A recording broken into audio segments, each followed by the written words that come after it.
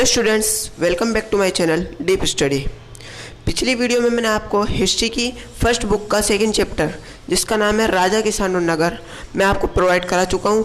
ये मैं आपको तीसरा चैप्टर जिसका नाम है बंधुत्व जाति तथा वर्ग आरंभिक राज समाज पर ये पूरा बेस्ड है और इसमें महाभारत के ऊपर ये पूरा चैप्टर रिलेटेड है, तो हम पढ़ेंगे इसके बारे में। इसीलिए इसका दूसरा नाम महाभारत के आधार पर भारतीय समाज का विश्लेषण रखा गया है। तो आइए चलते हैं चैप्टर की तरफ। तो देखिए फ्रेंड्स, सबसे पहला टॉपिक हमारा महाभारत। तो देखिए महाभारत जो था वो हिंदू का एक प्रमुख काव्य ग्रंथ है। ये महाभारत है वो हिंदू का एक बहुत प्रमुख ग्रंथ है जो स्मृति के इतिहास वर्ग में आता है। ये स्मृति के इतिहास वर्ग में आता है। यहाँ काव्य ग्रंथ भारत का अनुपम धार्मिक पौराणिक ऐतिहासिक और दार्शनिक ग्रंथ है। इसमें जो है महाभारत के टाइम का सारा विश्लेषण है और थोड़ा उसके बाद का। तो देखिए नेक्स्ट पॉइंट, विश्व का सबसे लंबा यह साहित्य ग्रंथ और महाकाव्य है। ये जो ग्रंथ है हमारा महाभारत, ये विश्व का सबसे ज़्यादा लंबा महाकाव्य भी है और ग्रंथ भी है, जो हिंदू धर्म के मुख्य ग्रंथों में से एक है। देखिए इस ग्रंथों को हिंदू धर्म में पंचम वेद माना जाता है। जो ये ग्रंथ है महाभारत, इसे हिंदू धर्म में पंचम वेद माना जाता है। तो देखिए फ्रेंड्स, जो महाभारत है इसमें जो श्लोक है ना, श्लोक 880 थे, जो बाद में छंदों की संख्या में बढ़कर 1,00,000 हो गए। वो पहले जो थे वो 880 श्लोक थे इस महाभारत के अंदर, लेकिन बाद में वो 1,00,000 हो गए। ये भी आता है कि महाभारत में तो इस टाइम पर जो अनुमानित है वो 1,00,000 श्लोक इसके अंदर है। देखिए 1919 में एक महत्वपूर्ण काम शुरू हुआ। वीएस स्वंथर के नेतृत्व में एक प्रसिद्ध संस्कृति विद्वान जिन्होंने महाभारत के एक महत्वपूर्ण संस्करण को तैयार करने के लिए समर्थन दिया। जो ये वीएस स्वंथर थे, इन्होंने एक प्रसिद्ध संस्कृति विद्वान थे। इन्होंने महाभारत को एक महत्वपूर्ण संस्करण को तैयार करने के लिए समर्थन दिया, इन्होंने मदद करी इसमें। तो देखिए महाभारत का पुराना नाम जो था वो जय साहित्य था, महाभारत का पुराना नाम। तो देखिए महाभारत की रचना 1000 वर्ष तक होती रही है।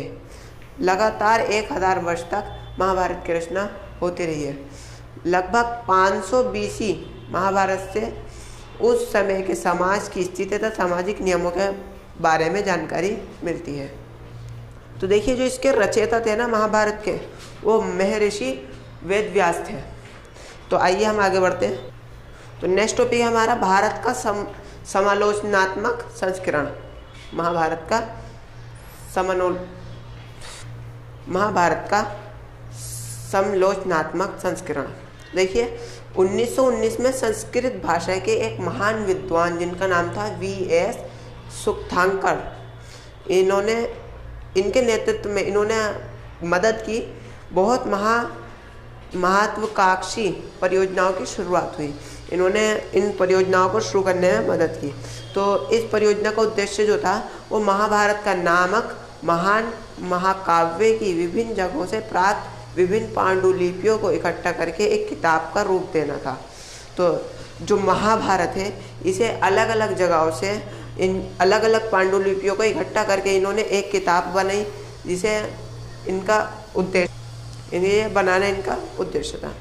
ये बहुत सारे बड़े बड़े विद्वान जो थे उन्होंने मिलकर महाभारत का समालोचनात्मक संस्करण तैयार करने की जिम्मेदारी उठाई और विद्वानों ने सभी पांडुलिपियों में पाए गए श्लोकों की तुलना करने का एक तरीका ढूंढ निकाला।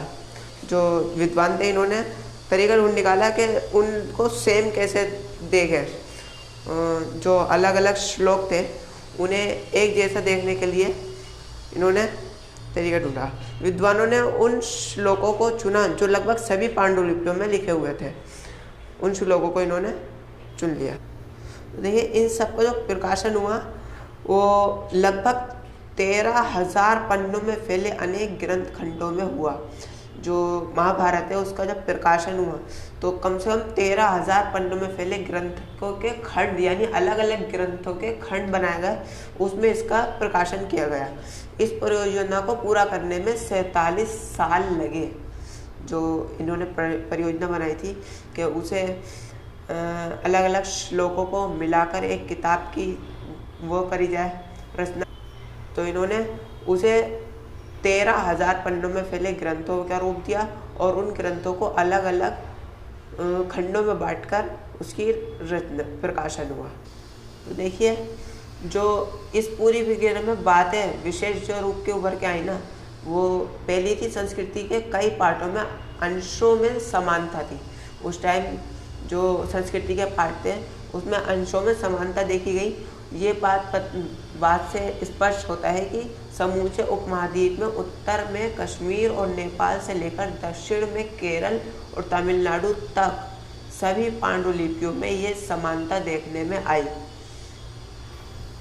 जो अंशों की समानता देखने को मिली संस्कृति के पाठों में, वो कश्मीर से नेपाल तक और दक्षिण में केरल से तमिलनाडु तक सभी पांडुलिपियों में समान देखने को मिली।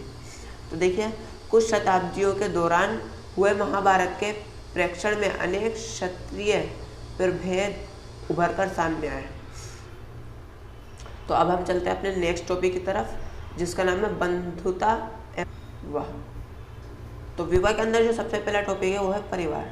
परिवार की समाज एक महत्वपूर्ण संस्था थी। जो उस टाइम पर परिवार था वो समाज की एक महत्वपूर्ण संस्था मानी जाती थी। एक ही परिवार के लोग भोजन मिल बांट कर करते थे एक साथ बैठकर, और परिवार के लोग संसाधनों का प्रयोग मिल बांट कर करते थे। हर किसी पे किसी का निजी अधिकार नहीं होता था, सब मिल बांट कर संसाधनों का प्रयोग करते थे। परिवार के लोग एक साथ रहते थे, ये भी महाभारत से पता चला है उस टाइम पर। और परिवार के लोग एक साथ मिलजुल कर पूजा पाठ भी करते थे। देखिए यहाँ पे कुछ समाजों में चचेरे और मौसेरे भाई बहनों को भी खून का रिश्ता माना जाता था, यानी इनमें शादी नहीं की जा सकती थी एक दूसरे में। ये चचेरे ममेरे और चचेरे भाई बहनों में खून का रिश्ता माना जाता था उस टाइम पर, इसलिए उसमें विवाह भी नहीं हो पाता था। अब बात आती है पितृवांशिकता की।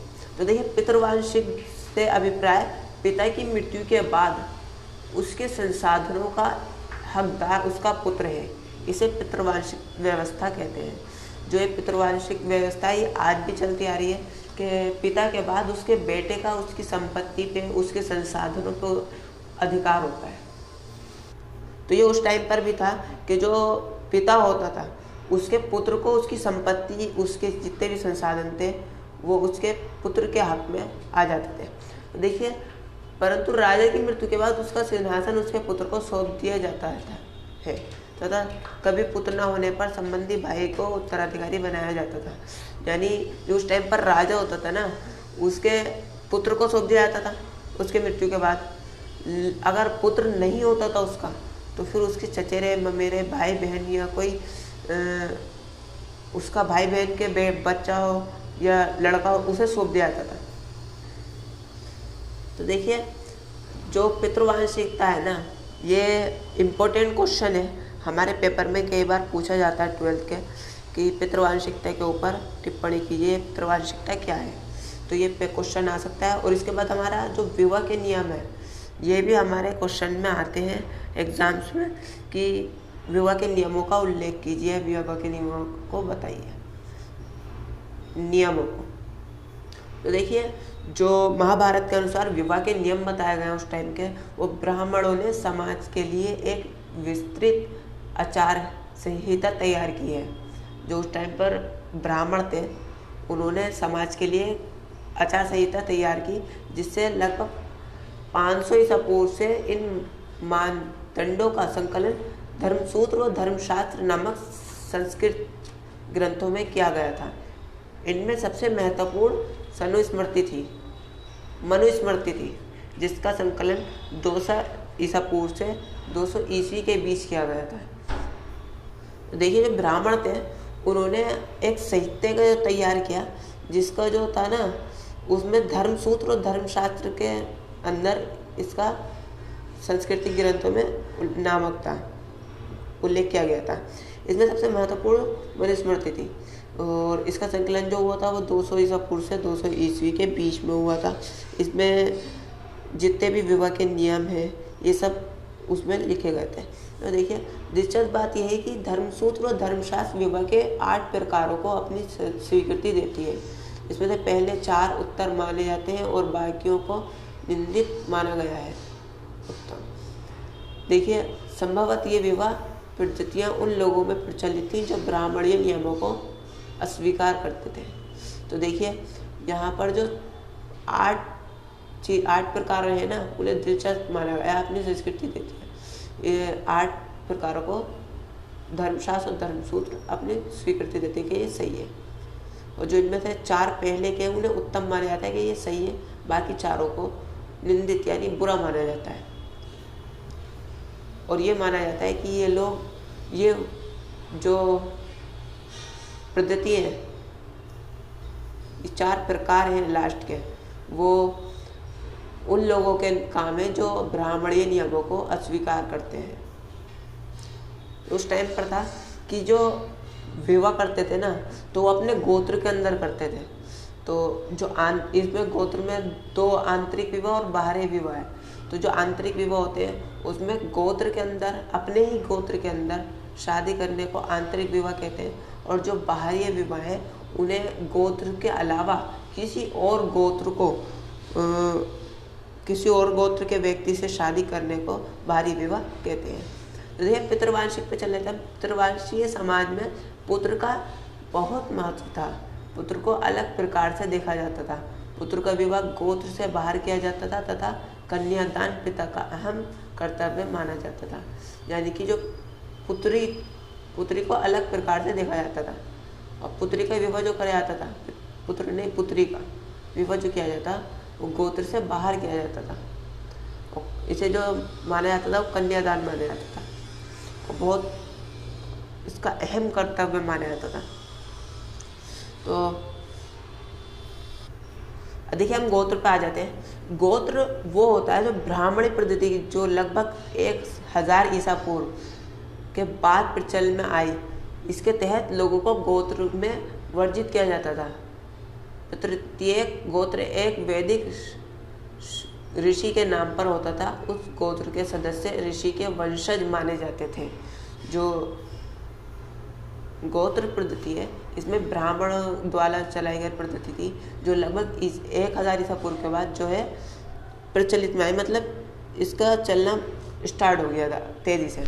इसके तहत लोग जो थे वो एक गोत्र से वर्जित होते थे, जिसका जो गोत्र का सबसे ऊपर मतलब जिससे गोत्र चलता था वो एक ऋषि का नाम होता था। उसी ऋषि के बाद जितने भी गोत्र वाले होते थे वो उसके वंशज माने जाते थे कि वो ऋषि जिसका गोत्र है उसके वंशज उस गोत्र में माने जाते थे। उस टाइम देखिए नए नगरों का उदय होना स्टार्ट हो गया और जो सामाजिक नियम थे वो भी बदलने लग गए। कार्य विक्रय के लिए लोग नगरों में आते थे और विचारों का आदान प्रदान होने लग गया। पहले लोग अपना काम करते रहते थे, किसी को इधर उधर सलाह भी नहीं देना चाहते थे और उसके बाद विचारों का आदान प्रदान होने स्टार्ट हुआ। इसलिए प्रारंभिक विश्वासों एवं व्यवहार पर प्रश्न चिन्ह लगे। इन्हीं को चुनौती देने के लिए ब्राह्मणों ने आचार संहिता तैयार की। इसका पालन सभी को करना था। तो देखिए इसके बाद हमारा आता है स्त्री का गोत्र। ये देखिए स्त्री जो थी, स्त्री के गोत्र पद्धति 1000 ईसा पूर्व प्रचलन में आई, यानी 1000 ईसा पूर्व के बाद प्रचलन में आई। इसका मुख्य उद्देश्य था कि गोत्र आधार पर ब्राह्मणों का वर्गीकरण करना, कि ब्राह्मण जो थे उनका अलग अलग वर्ग एक गोत्र के आधार पर बनाना और प्रत्येक गोत्र एक वैदिक ऋषि के नाम पर होता था। जो गोत्र होता था वो एक ऋषि के नाम के ऊपर गोत्र रखा जाता था और उसी से गोत्र चलता था। उस गोत्र के सदस्यों को ऋषि का वंशज माना जाता था और वो चेंज नहीं किया जाता था क्योंकि उसी ऋषि को गोत्र का सबसे ऊपर हेड माना जाता था। तो देखिए हम आते हैं गोत्र के नियम पर। तो गोत्र का जो सबसे पहला नियम है वो ये था कि शादी के बाद जो स्त्री है उसे पिता की जगह पति के गोत्र को अपनाना पड़ता था, यानी पति के गोत्र से मानी जाती थी स्त्री।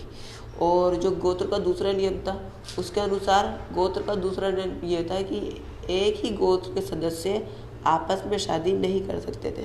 तो ये आज भी है और ये उस टाइम से ही चला आ रहा है जब ब्राह्मणों ने गोत्र पद्धति तैयार की थी। तो देखिए जो सातवाहन राजा थे ना उस टाइम पर, उनमें ये प्रथा जो थी विपरीत थी, यानी उल्टी थी। सातवाहन राजाओं के नाम से पता लगा कि वहाँ स्त्रियों को विवाह के बाद भी अपने पिता का गोत्र रखते थे। जो सातवाहन राजाओं की प्रथा थी वो बिल्कुल उल्टी थी, क्योंकि वो जो वहाँ के राजाओं के नाम से पता लगता है कि वहाँ की जो स्त्री थी वो अपने पिता के गोत्र में रहती थी, ना कि पति के। और जो सातवाहन बहुपत्नी प्रथा को मानते थे, जो सातवाहन राजा थे वो एक से अधिक पत्नी रखते थे, इस प्रथा को मानते थे। तो आज के लिए बस इतना ही। उम्मीद है आपको हमारी वीडियो अच्छी लगी होगी। अगर आपको हमारी वीडियो अच्छी लगी हो तो लाइक करें, और अगर आप हमारे चैनल पर नए हैं तो सब्सक्राइब करें और बेल आइकन को ज़रूर प्रेस करें ताकि हमारी आने वाली नई वीडियो आपको सबसे पहले मिले। तब तक के लिए गुड बाय।